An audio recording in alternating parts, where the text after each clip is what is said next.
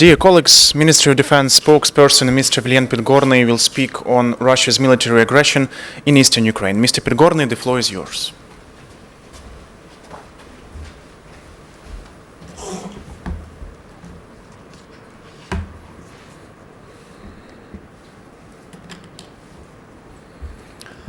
Good afternoon, ladies and gentlemen.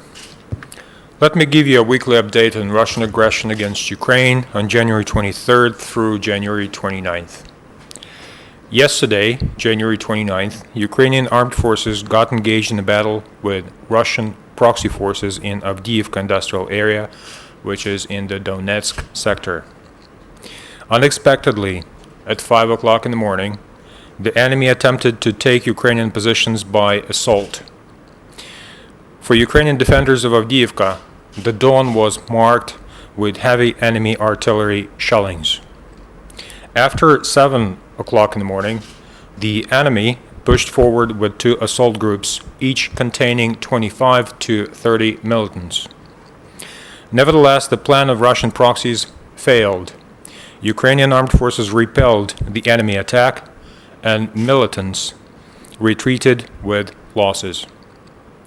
As a result of unsuccessful enemy offensive, Ukrainian armed forces captured one of the forward military positions. Hereafter, Russia-backed militants continued shelling Ukrainian positions in the area all throughout the day. As a result of yesterday's military action in Avdiivka, 4 Ukrainian servicemen were killed in action and 8 were wounded in action. 5 more suffered concussions and other traumas. However, due to active ongoing hostilities, these figures may be subsequently revised. Our hearts go out to the families and friends of the fallen Ukrainian heroes. The casualties of Russian proxies in yesterday's military action, according to Ukrainian military intelligence, are estimated to approach 15 killed and 24 wounded militants.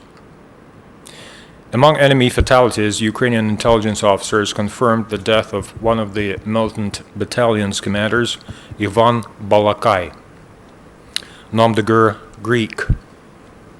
The latter fought against Ukrainian servicemen since the very beginning of Russian aggression, spring 2014, and he participated in such major battles as the Siege of Slavyansk, battle at Savur-Mohyla, and Yasinovata.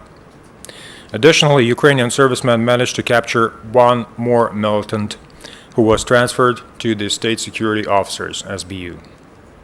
As for now, military situation in the area of Avdiivka remains strained.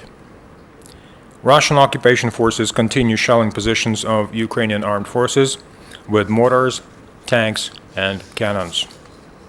What is more, it has been confirmed that militants pulled to the front line multiple launch rocket systems and can use them at any moment. Ukrainian troops remain in high state of combat readiness. Generally, it can be said that military situation in the ATO area has been escalating from the very beginning of the week and reached its peak toward the end of the week. There was no single frontline section free of enemy shellings in the previous week. In all 3 sectors, militants widely applied heavy armaments, including artillery and tanks. In the second half of the week, instances of enemy using Grad missiles were registered in the Luhansk and Mariupol sectors. The number of ceasefire violations ranged between 63 on Thursday, January 26th, at the highest point, and 48 on Wednesday, January 25th, at the lowest. In the Luhansk sector, the most strained military situation remains in Popasna district, with the epicenter in the village of Troitske. There, Russian proxies continued shelling with mortars day after day during the week.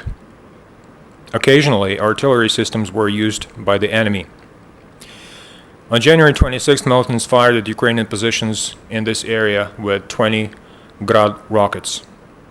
Instances of enemy ceasefire violations in the Luhansk sector occurred in other areas across the front line stretching from Zolote town to the eastern endpoint of the Ukrainian-Russian border. Their militants were less active, mostly applying small arms and occasionally opening fire with mortars. In the Donetsk sector, major hotspot of the previous week was Avdiivka industrial area. Continuous shellings of Ukrainian positions were recorded there on a daily basis with an average duration of 3 hours from Monday to Saturday. Sunday military action that was previously outlined lasted in Avdiivka for over 19 hours. Instances of Minsk agreements violations by the enemy were recorded all across the front line in the Donetsk sector, especially at Svetlodarsk, Gorlivka perimeter, and in the area of Donetsk airport, where militants were active on a regular basis throughout last week. By the end of the week, Russian proxies started using heavy weapons, including mortars, artillery, and tanks at all defense lines. In the Mariupol sector, main hostilities continued at the frontline sections of Krasnogorivka, Marinka, and Pavlopil-Shirokine. Military situation in this area has been deteriorating since Monday and achieved its so-called boiling point by the end of the week when yesterday, January 29th, militants performed a record number of shellings compared to the previous months. Ceasefire regime was violated by militants in Dokuchayevsk area as well. Yesterday, for the first time in many weeks, they opened fire with mortars in this area. Last week, Russian proxies used rocket artillery twice in the Mariupol sector. For the first time on January 25th, they fired 3 projectiles from the portable rocket launcher Grad-P, P stands for Partizan, at Ukrainian positions near Krasnogorivka. Second instance of the enemy using Grad missiles was recorded yesterday, January 29th, in the south of the sector near the village of Talakivka. Over the week, Ukrainian troops registered 8 episodes of hostile drones conducting aerial reconnaissance in the ATO area. Areas of launches included Gorlivka perimeter, Avdiivka area, and southern part of the Mariupol sector. Russia keeps supplying its proxies in eastern Ukraine. 3 railway echelons with fuel tanks arrived to Ilovaisk and Rovenki. 6 convoys, 2 with fuel, 2 with ammunition, and 2 with replacement parts for military equipment, crossed Russian-Ukrainian border at the checkpoints controlled by the militants. Those are Uspenka and Novazovsk. Last week, 6 Ukrainian servicemen were killed in action, and 25 servicemen were wounded and injured in action. Our hearts go out to the friends and families of the fallen Ukrainian heroes. 2 civilians, a local man and a woman, were injured as a result of enemy shellings in Avdiivka residential area yesterday. 20 residential buildings were damaged in the Donetsk region, particularly in the Greater Donetsk airport area. 5 non-residential buildings were damaged in the same area as well. Russia-backed militants carried on attacking civilian infrastructure, in particular 4 power lines and a water supply system in the Donetsk region. In total, almost 20,000 residents of Donetsk region were left without power supply as a result of ceasefire violations committed by Russian proxies. We would like to draw your attention to the fact that on January 26th, the militants deprived residents of temporarily occupied territories in eastern Ukraine of humanitarian aid provided by the UN High Commissioner for Refugees.